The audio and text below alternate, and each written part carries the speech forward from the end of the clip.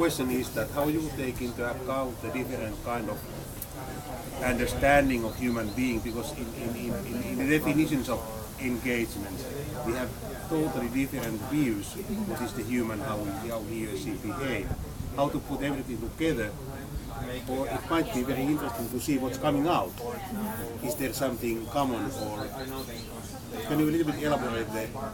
Well, I can speak in a lot of that. Maybe others have drawn their conclusions, because what we've been kind of doing as a team is going through the data, all of us, and trying to talk it out and trying to figure out where we see this commonality. And for me, and I think we've spoken about this too here, is that within all the projects, it seemed to me that there was kind of like this dialectical relationship that was very interdependent. Like, you don't know which one comes first, really. You can't identify which one comes first.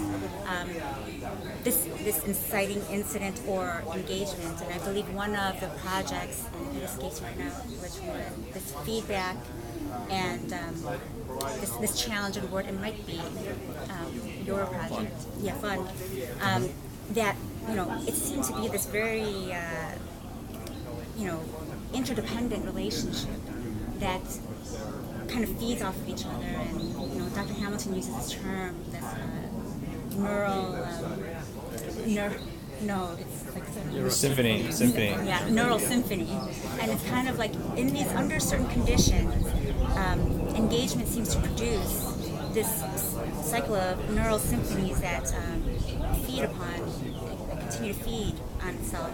Virtuous cycles. Yeah, and produce learning. However, what also I think was an agreement was that not all engagement does lead ultimately to learning.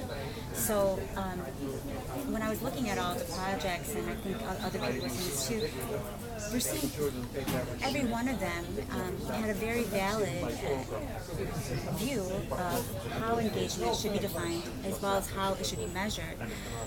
But my intuition is that their definition of engagement is not limited to that particular measurement. Mm-hmm. It was just a good measurement for that particular context.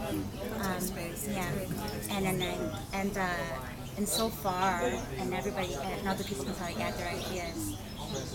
Those are the kind of initial hunches that we have. Yeah, I mean, just in terms of the different ways that engagement was measured, you had mouse click streams and just analyzing that as engagement data. You also had, more qualitative interview survey data, and I think the data was just so different from one another, and so none of them were really the same. But then there were some common ways, like experience sampling methods that were used to measure engagement, and PACO was one of the so we had the mobile devices and students being asked questions at certain times of the day. Gary's asking, what do we do with the fact that they are so heterogeneous in them? Mm-hmm.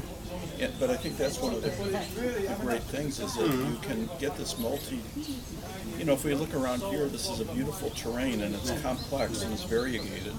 And these different definitions or interpretations of what it means to be both a human and to be on a task, there's a richness to the diversity of them, and they all contribute something that none of the others do. So I think our overall idea is that the multiplicity of viewpoints creates frameworks that each need each other and that each contribute something to the other in sort of this more synthetic approach. I had a question about, or a comment about Jarmo's point that the people might kind of end up being bored about gamification, or that the gamification